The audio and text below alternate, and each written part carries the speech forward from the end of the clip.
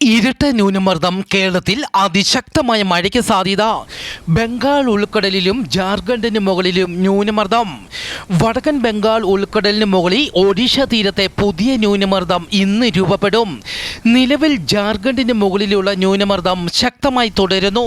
ഈ ഇരട്ട ന്യൂനമർദ്ദത്തിന്റെ സ്വാധീനം മൂലം കേരളത്തിൽ മഴ ശക്തി പ്രാപിക്കും. ആഗസ്റ്റ് 13, 14, 15, 16 തീയതികളിൽ കേരളത്തിൽ വ്യാപകമായി മഴ ലഭിക്കും. ഒറ്റപ്പെട്ട സ്ഥലങ്ങളിൽ തീവ്ര മഴയ്ക്കും സാധ്യത. വരും മണിക്കൂറിൽ കേരളത്തിലെ പത്തനംതിട്ട, ആലപ്പുഴ, കോട്ടയം, ഇടുക്കി, എറണാകുളം, തൃശൂർ, പാലക്കാട്, മലപ്പുറം, കോഴിക്കോട്, വയനാട്, കണ്ണൂർ, കാസർഗോഡ് ജില്ലകളിൽ മഴയ്ക്ക് സാധ്യതയുണ്ടെന്ന് കാലാവസ്ഥാ കേന്ദ്രം അറിയിച്ചു. കള്ളക്കടൽ പ്രതിഭാസം പുതുക്കിയ ജാഗ്രതാ നിർദ്ദേശം. കേരള തീരത്ത് ഇന്നു മുതൽ നാളെ ആഗസ്റ്റ് 13 തീയതി വരെ 1.6 മീറ്റർ വരെ ഉയർന്ന തിരമാലയ്ക്ക് സാധ്യത. മത്സ്യത്തൊഴിലാളികളും തീരദേശവാസികളും ജാഗ്രത പാലിക്കുക. കോങ്കോയിൽ എംബോള പൊട്ടിപ്പുറപ്പെട്ടു. 2000-ഓളം പേർ മരിച്ചു. 4300 പേർക്ക് രോഗം ബാധിച്ച് ചികിത്സയിലാണ്.